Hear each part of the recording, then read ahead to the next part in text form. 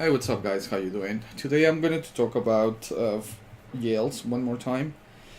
I have been working with Jails for about 3 weeks or like a month, and I'm trying to get my setup in the way it's easy for me to administer all my Jails.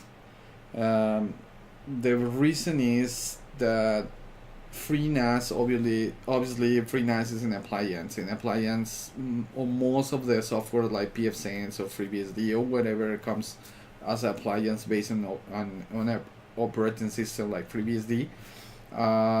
They are used the stable version because the stable version help the team to do not allow the users to update things on the system that can break your system basically. So all the updates the FreeNAS release has to be applied through the system and updates, and basically they will be appear here, and then you just need to install them. If the release are not here, basically you can't update anything, right? And for example, for me, I'm running here a version of, for example, IOCAGE. I think this version. Maybe version. Oh, it's on a container. IOCAGE version.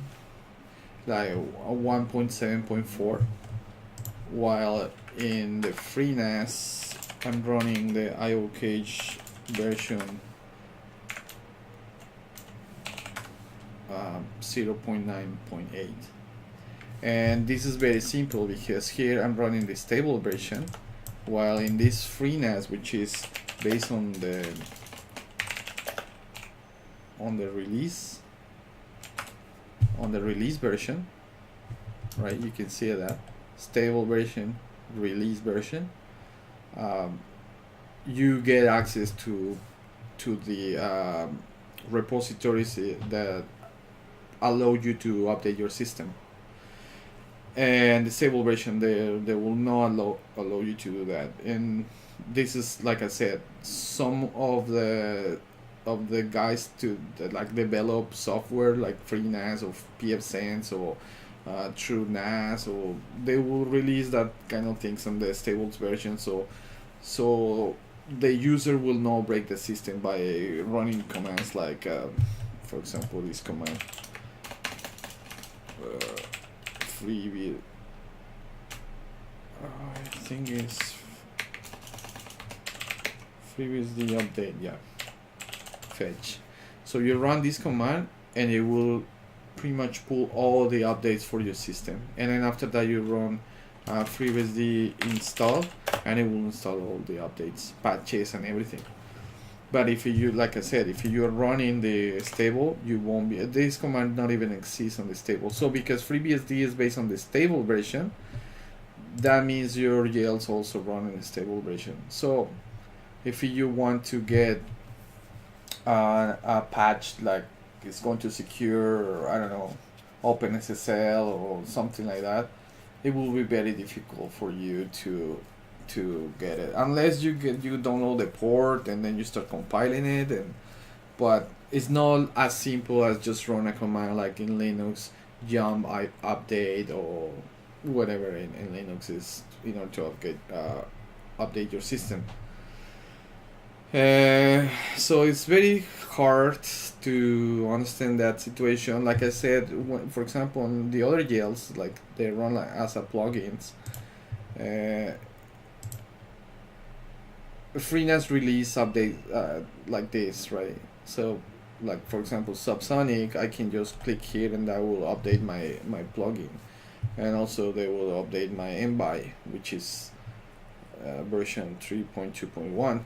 But in some cases, even you get the update, it will still run in an old version of MBI or old version of Subsonic. So it's not flexible. Like you can download the last version on Nextcloud and just install it into the Yale.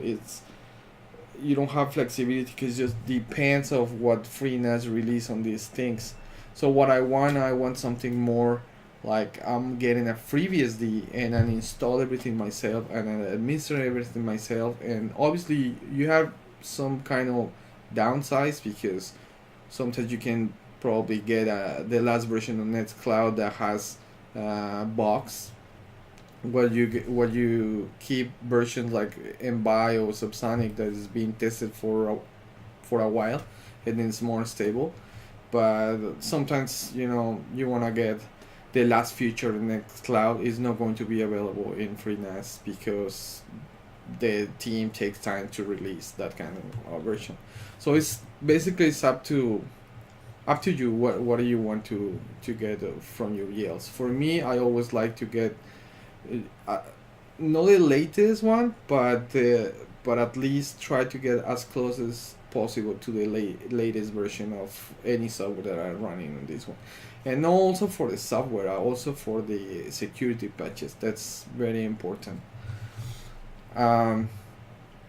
So what I don't know, just try to figure out what I'm going to do with this, and I tested a few tools in order to create Yales directly in FreeBSD, and it turns to be that the best tool there is a tool called what is that, EasyYale. Like, I guess it was something, let me spell it for you. It was something like EasyYale, something like this.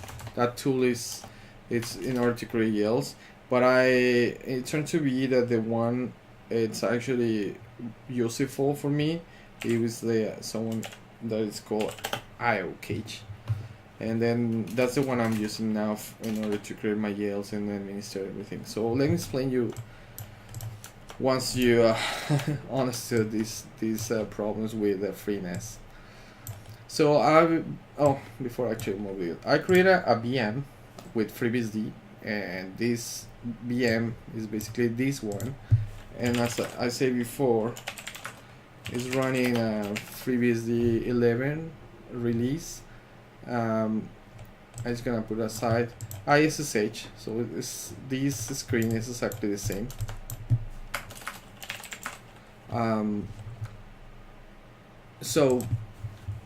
And basically what you want to do is have something like this. So this is the first Yale, but you can case as much as you can, and it's gonna be running on the top of your operating system. So let me explain you how easy it is to create a Yale. So basically, in order to create a Yale, you just need to go sudo IOCAGE, and you're gonna go like create, and it's just gonna go to set if you want to put a tag to your system, like let's say lint test2, and after that you're gonna probably set that to boot.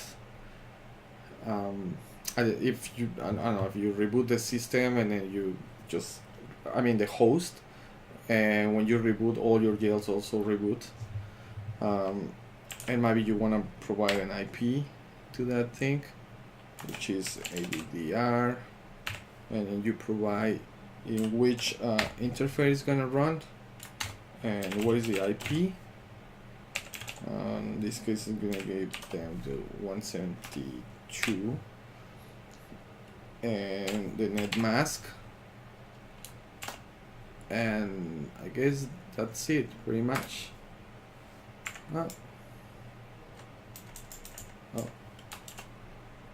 Like this, and that's gonna create my Yale.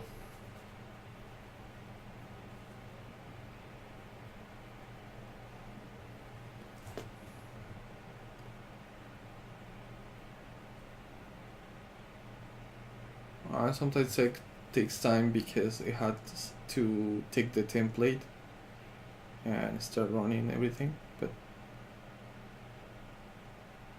so it's now the Yale is being created, and now you can list all your jails with the IOCAGE list, and this is what I have now. So that's my second Yale. If you want to access your Yale, basically this one, even I created, is down, right? So you need to start it with IOCAGE start, and you can start this one either with the part of the UUID, like you can take only this part and start it, or you can copy Odin test 2 and just put in here and start it. I just gonna put part of the UUID. Oh, I'll run this and listed, and now both of them are running. And like I said, in this jail I can have my web server, in this jail I can have my reverse proxy, and the next jail my Nextcloud, and the next jail I can have my Plex server, and everything is running in the way I want it. Now, many people probably now thinking, okay, cool, but running jails is not the same as running VMs, because you're running your jails into a VM, which the VM is going to be limited to the C volume, right? Because remember, in order to create a Yale, I create a device, this one, which is 80 gigs. So how I'm going to have my web server and put in there, I don't know, a bunch of ISOs and books or pictures, or on my Nextcloud, all my pictures and all my media, everything, if I only have 80 bucks, and this 80 bucks has to be shared by all my Yales. That was another thing that I was thinking, okay, what I'm going to do. So that was very simple actually to solve, because what I did is I created an IOCAGE VM, which is in the data set, and obviously the difference between the data set and the C volume is that C volume you provide a limitation of the storage, right? While in the data set is part of the whole RAID. So my RAID is like 5 terabytes, and it doesn't matter how many data sets I created here, like Yales, ISOs, VM, downloads, everything, all of them, they're gonna look like 5 terabytes. While the C volumes, I provide them a size, right? I provide them like 60 bucks, 80 gigs, 60 bucks, 60 gigs, or 80 gigs, or 100 gigs, whatever, but it's limited. So what I did is I created an IOCAGE VM, and this is what I liked, the interface, because it's very simple to create a VM. I'm just gonna go to storage, and basically here volume, well, I just need to click, I guess here, create permission, no, here, create snapshot, no, here, create data set, and select whatever I want to create a data set under this data set, or this one. It depends if it's gonna be a child of tank or a child of download, a child, whatever I want the data set, and it will create a data set. But like I said, this one, all of them is gonna be like 4, well, in this case is 4.4 terabytes remain on the space of my RAID, right? But all of them, they are gonna look at the same size. And once I create that one, then I can use my NFS to mount this to my VM, and this is exactly what I did. So as you can see here, what is it?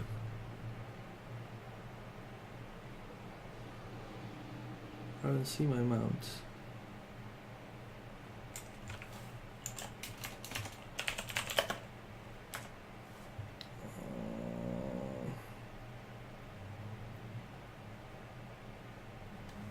Oh, there you go. Sometimes I'll see all the mounts here. It's right here. Right? I'm mounted from the FreeNAS box my data set into the IOCAGE. And once I mount it, I install the software in IOCAGE. How are you going to install the IOCAGE software? You need to go to User Ports and sysutils IOCAGE. And then when you are there, you just need to run these 3 lines: make, install, clean, and then just go install this one. Very easy. And then from there, you can just run your command that I use for creating these things. I think at the beginning you have to run first, before you create a Yale, you need to run fetch, because fetch is going to tell you a few. So you can download FreeBSD 9.3, 10.2, or you can download the default, which is the 11. And that's it pretty much. One is mount into the FreeNAS. You will have something like this. It will create all the folders needed with your logs, with your Yales and everything, and everything will be created here. If you check the space, as you can see right here, is 4 terabytes. So my disk is 80 gigs for the operating system. Well, less now because I installed FreeBSD and blah blah blah. But especially the partition or the data set in which is going to run all my VMs, my Yales, they are 4.4 terabytes. So I can put whatever I want into the Yales right here. All right, and another thing is, for example, what I like from Yales is like it's very simple to say IOCAGE and take a snapshot of whatever. I mean, probably you can want to take a snapshot. And that will take the snapshot from Odin test. And what you want a snapshot? Well, you want a snapshot because probably you want to upgrade the software from Nextcloud, and in case that something goes wrong or the database become corrupted or whatever, you just go and IOCAGE and you say roll back the snapshot for Odin test, and you will get I think you can go snap list and you say Odin test, and it will let you know when was the snapshot created. And you can have multiple snapshots, and then you can roll back, depends what you want at a certain point of time. Also, for example, if you want to, basically you cannot, even if you console this, let's see, IOCAGE list, right? So let's see that I want to console this one. So I'm gonna get inside to this. I'm just gonna say IOCAGE console, and I'm gonna say Odin test. Oh, and I get inside to that one. How I know that one? Because the prompt changed with the UUID. You can change that the name by editing the rc.conf. You can change the host name right here, maybe to Odin test. I guess it was this. All right, and you can console that thing again. And oh, seems like I found a book. Or maybe I need to restart that one. IOCAGE.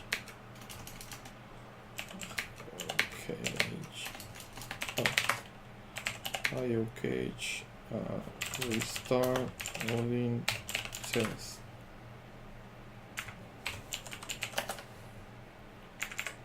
IOCAGE.